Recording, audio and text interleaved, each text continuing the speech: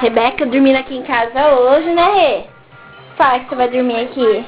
Vou dormir aqui em casa hoje. Aqui em casa, na casa da Kelly, meu anjo da guarda. Não, você vai dormir? Que cama? Vou dormir na cama do filho.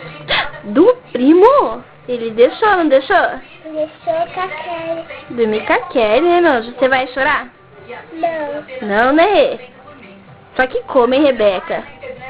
Depois desse Danone, você vai fazer um lanchinho? Lanchinho, tá dando uma boquinha. Que lanche. Uma das maiores especialistas do mundo em segurança digital. Com o Wiki Antivírus, você fica protegido contra Que lanche que você vai fazer, filha? Pão.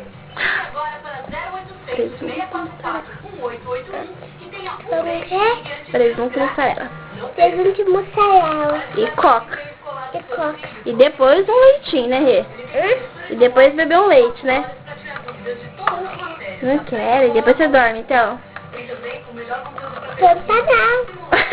Achei Pantanal, né, filha? Então tá bom, faz tchau.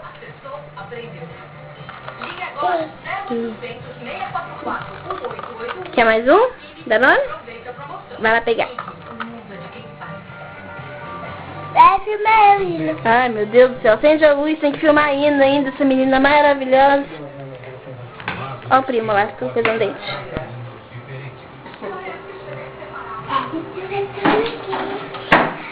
Vai pegar mais um Danone.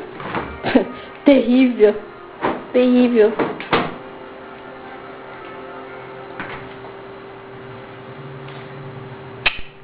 Tá bom. Bebe todo esse Danone logo. E vão dormir, né, filha? É, vai dormir. Tá na hora de dormir já, viu, Rebeca?